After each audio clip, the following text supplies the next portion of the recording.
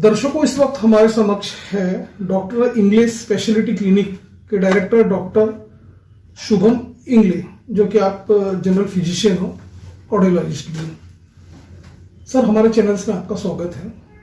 Sir, हम आपसे ये जानना चाहेंगे कि अनकंट्रोल्ड डायबिटीज और जिनकी लो इम्यूनिटी, ऐसे काफी पेशेंट्स अभी बढ़ रहे हैं, तो आप ये बताइए, कोरोनरी ब्लॉकेजेस की भी प्रॉब्लम बढ़ रहा है, सडन कार्डियक अरेस्ट की भी प्रॉब्लम बढ़ रहा है, तो आप ये बताइए कि आपके क्लिनिक में किस तरह के पेशेंट यहाँ आते हैं, उस बारे में बताइए। नमस्ते।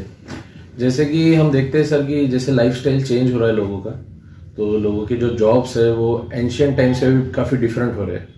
जैसे पहले लोग खेती करते थे, मजदूरी करते थे और कई सारी चीज़ें थी जो अभी काफ़ी हद तक चेंज हो चुकी है। इस वजह से हमें लाइफस्टाइल मॉडिफाइड डिसीज हो रहे हैं, जिसमें डायबिटीज है, जैसे आपने बोला कोरोनरी आर्टरी डिसीज। तो इसमें कई सारे मल्टीफैक्टोरियल कॉजेस रहते हैं। एक ही चीज़ नहीं रहती जो इसको इफेक्ट करती है।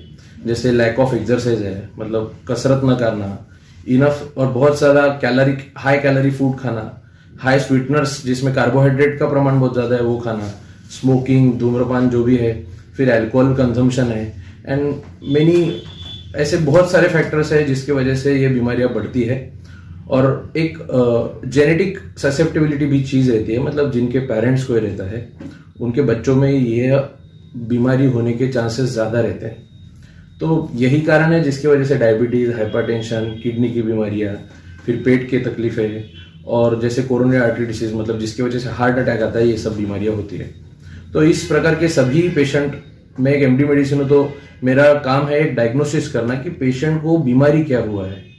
तो ऐसे सभी प्रकार के पेशेंट मेरे पास आते हैं। ये भी देखा गया कि जब कोरोना पिक पे था, उसके बाद जो रिकवर हुए, लाइफ सेविंग ड्रग के रूप में स्टेरॉइड दिया गया, लेकिन उसकी इम्पेक्ट आज भी काफी पेशेंट्स में आया है, उनकी इम्यूनिटी कमजोर हो गई है। इवन ये देखा गया कि ये लोग काफी सेडेंटरी लाइफस्टाइल भी रख रहे हैं, और सेकंड थिंग, इनकी जो गतिविधि भी बहुत कम हो गई। इवन जो युवा लोग हैं जो जिम में जाते, स्टेरॉइड पाउडर लेते, सप्लीमेंट्स लेते, उसका इफेक्ट उनके ऑर्गन्स पे किस तरह से होता है, उस बारे में भी आप बताइए। सर, जैसे आपने जिम का बताया है, तो जिम एक काफी डायनेमिक चीज है। मतलब आप जब एक्सरसाइज करते हो, जिम करते हो, तो अपना एक इंटेंशन जो है वो क्लियर रहना चाहिए कि हमें जिम में जाकर एक्चुअली में क्या करना है। क्या हमें बॉडी बिल्डिंग करना है या सिर्फ हमें एक फिटनेस मेंटेन करना है, एक हेल्दी लाइफस्टाइल जीने के लिए हम जिम जा रहे हैं। रही बात सप्लीमेंट्स की, तो जो प्रोटीन प्रोडक्ट्स रहते हैं उसमें जो आईएसओ सर्टिफाइड रहता है, जो अच्छे से जो टेक्निकली और काफी सारी स्क्रीनिंग के बाद मार्केट में आते हैं ऑथेंटिक सोर्स से, तो वो प्रोटीन सोर्स बहुत ही ज्यादा अच्छे रहते हैं। मैं खुद एक जिम करता हूँ, तो मेरा ये लाइफस्टाइल के ऊपर, न्यूट्रिशन के ऊपर काफी अच्छा नॉलेज है। तो ऐसा है कि जो हमारा इंडियन डाइट है वो प्रोटीन में बहुत ही ज्यादा कम है। हमारा जो डाइट है वो कार्बोहाइड्रेट में बहुत ज्यादा है, जैसे रोटी, चावल और दाल और सब्जी, ये हमारा मुख्य आहार है। तो इसमें से जो चावल और रोटी का प्रमाण है हम लोग बहुत खाते हैं, इसमें प्रोटीन बहुत ही ज्यादा कम है। हमारे बॉडी को जो रिक्वायर्ड अमाउंट ऑफ प्रोटीन रहता है वो 1 ग्राम पर केजी बॉडी वेट रहता है। मतलब मैं 70 किलो का हूं तो मुझे हर किलो के लिए 1 ग्राम प्रोटीन लगेगा। तो मतलब मुझे 70 ग्राम पर डे इतना प्रोटीन कंज्यूम करना है, लेकिन हमारे डाइट में हो जाता नहीं। तो अगर हाई कार्बोहाइड्रेट डाइट है तो हाई कार्बोहाइड्रेट डाइट से फिर से हमें यही बीमारी होने के और चांसेस रहते हैं। और रही बात कोविड की, तो कैसा है सर, मिथ बहुत फैले हैं समाज में, क्योंकि कोविड के बाद से नो डाउट स्टेरॉइड यूज ज्यादा हुआ, लेकिन कोविड एक बीमारी भी ऐसा था कि जिसने बहुत सी चीजों को अफेक्ट किया है हमारे लाइफस्टाइल में। लोग बहुत एक 1.5 साल घर से बाहर नहीं निकले, उनका एक्सरसाइज या सब कुछ होना बंद हुआ, कम हुआ, उनको बहुत सारे मानसिक रोग हुए। तो इसमें फिर स्टेरॉइड यूज बहुत सारे जगह पे अलग अलग ट्रीटमेंट चलती थी, अनइथिकल ट्रीटमेंट्स चलती थी, जिसमें अननेसेसरीली ड्रग्स का यूज होता था। तो उसके कॉम्प्लिकेशन में लोगों को म्यूकरमाइकोसिस हुआ, hip joint, neck of femur का जो हमारा बोन रहता है उसका नेक्रोसिस हुआ। तो ये भी फिर से बहुत मल्टीफैक्टोरियल एक चीज है जिसने हमको इफेक्ट किया। तो बात ऐसी है सर, इंडिया जैसे अपन इंडिया में प्रैक्टिस करते हैं, हम लोग जो भी पढ़े हैं, मैक्सिमम इंडियन पॉपुलेशन पे हम लोगों ने सब सीखा है, ये साइंस सीखा है।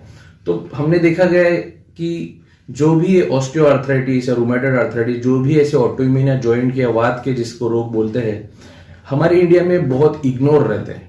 मतलब जब तक उनका जॉइंट पूरा टेढ़ा ना हो जाए, पूरे हाथ एकदम अपाहिज के टाइप ना हो जाए, तब तक लोग उसके तरफ ध्यान नहीं देते। और ये बीमारियां ऐसी है, जितने जल्दी इनको हम डायग्नोस करते हैं एक प्रॉपर क्लिनिशियन के पास जाकर, तो जितने जल्दी वो बीमारी पकड़ में आता है, 10 साल पहले का और अभी का ट्रीटमेंट काफी डिफरेंट है। अभी बहुत सारे न्यू ड्रग्स आ चुके हैं, बहुत सारे न्यू इन्वेस्टिगेशंस आ चुके हैं, जिसकी वजह से कुछ लोगों में बीमारियां पूरी तरह से भी ठीक हो सकती है। तो ये जैसे मौसम चेंज होते हैं, वायरल इन्फेक्शंस चेंज होते हैं, और वायरल इन्फेक्शंस में कई सारी लोगों की बीमारियां सामने आ सकती है। तो उसी में से एक वात और संधिवात की भी एक बीमारी। मेरा एक संदेश रहेगा सर सबके लिए कि जो मोबाइल है उसका कम से कम यूज किया जाए। क्योंकि होता यह है कि लोग घंटों, 2 घंटे, 3 घंटे मोबाइल के सामने स्क्रीन पे अपना टाइम वेस्ट करते रहते हैं। उससे होता है कि जिस चीज के लिए हमारा ह्यूमन बॉडी बना है, हमारा ह्यूमन बॉडी मूवमेंट के लिए बना है। हम जब तक मूव कर रहे हैं तब तक हम जिंदा रहते हैं, हेल्दी रहते हैं। जैसे हमारे सामने मोबाइल आ गया तो बच्चे से लेके अभी बूढ़ों तक सभी लोग मोबाइल में स्टैग्नेंट हो गए। तो हमारा बॉडी का मूवमेंट हो गया है, तो मसल्स और बोन्स का जो मूवमेंट होना चाहिए वो होता नहीं, तो उसमें नरिशमेंट उतना होता नहीं है। तो बेसिकली मैं तो यही एडवाइस करूंगा कि रॉ खाइए, हेल्दी खाइए, डेली एक्सरसाइज कीजिए। डेली नहीं होता तो मिनिमम 30 to 45 मिनट्स के सेशंस कीजिए, एटलीस्ट 4 पर वीक। ये वर्ल्ड हेल्थ ऑर्गेनाइजेशन का कहना है कि कम से कम 4 या 5 सेशन तुम्हारे 30 to 45 मिनट्स के एक्सरसाइज के होने चाहिए। और एक्सरसाइज मतलब हर बार जिम जाना नहीं होता। एक्सरसाइज मतलब तुम्हारे घर के आजू बाजू में तुम टहल भी सकते हो 30 मिनट्स, 40 मिनट्स। और थोड़ा ट्रैक कीजिए। अभी यूट्यूब जैसे माध्यम के द्वारा आप बहुत सी चीजें अपने जो लैंग्वेज में चाहिए उस लैंग्वेज में पा सकते हैं। एंड हमेशा एक जो प्रॉपरली एजुकेटेड लोग हैं, डॉक्टर्स है, उनके ही पास जाइए, किसी के भी पास जाइए मत। कोई भी मेडिकेशन कुछ हानिकारक नहीं ये समझ के ओवर द काउंटर मतलब फार्मेसी में जाके डायरेक्ट मेडिकेशन मत लीजिए। यही मैं एडवाइस करना चाहूंगा कि डेली एक्सरसाइज रहना चाहिए, हेल्दी हैबिट्स रहने चाहिए, अवॉइड स्क्रीन, जो मोबाइल का फोन है उसका कम से कम यूज रहना चाहिए। सर जब हम खान पान की बात करते हैं तो अभी ये देखा गया है कि हेपेटाइटिस ए और बी, ई जो सी जो है इसका प्रमाण काफी बढ़ रहा है दूषित पानी से, फूड से जी। तो आप ये बताइए कि इससे जॉइंटिस भी हो रहा है, लिवर सिरोसिस भी हो रहा है, ये सारी समस्या बढ़ती जा रही है जी। तो आप ये बताइए कि किस तरह से उससे बचा जाए, उस बारे में बताइए। तो बेसिकली ये जो हेपेटाइटिस वायरसेस है, मतलब जो हमारे लीवर के लिए वायरसेस बनते हैं, ये उनमें इन्फेक्शन कॉज करते हैं। हेपेटाइटिस ए तो मोस्ट ऑफ द टाइम हमको बचपन में हो जाता है और उससे हम लोग रिकवर भी हो जाते हैं, इम्यूनिटी भी हमको आ जाता है। वही अगर हेपेटाइटिस ए अगर हमको अडल्ट एज में होता है तो वो लीवर डैमेज करता है। लेकिन इन सब रोगों का जो माध्यम है वो बेसिकली मतलब इन्फेक्टेड फूड या वाटर ये रहता है। मतलब जहाँ पे अस्वच्छता रहता है, लोग खाना खाने के पहले हाथ नहीं धोते, कहीं का भी उनको खाना खा लेते हैं, कुछ भी पानी पूरी खाते हैं या ऐसे कोई भी पदार्थ खाते हैं जो सड़क पे बनते हैं, जो अस्वच्छ एनवायरनमेंट में बनते हैं, तो उसके वजह से बीमारियां होती है। और कुछ हेपेटाइटिस वायरसेस ऐसे हैं जो ब्लड के माध्यम से होते हैं। मान लो कोई डायलिसिस के वक्त होते हैं, कुछ ब्लड चढ़ाते वक्त होते हैं, कुछ कोई रॉन्ग नीडल प्रिक की वजह से होते हैं। तो बेसिकली हमको केयर लेना है कि हम कहीं का भी खुले का खाना नहीं खाए, जहाँ पे स्वच्छता एक अच्छे से मेंटेन किया जाता हो वहीं से खाना खाए। और जो पानी पीते हैं वो साफ पानी पिए और हाथ हमेशा धोते रहे, खाने के पहले, खाने के बाद। यही मैं एडवाइस कर जी। सर कैसा है, जो इंडियन हेल्थ सिस्टम है इसमें आपको एक सही डॉक्टर मिलना बहुत ही ज्यादा जरूरी है।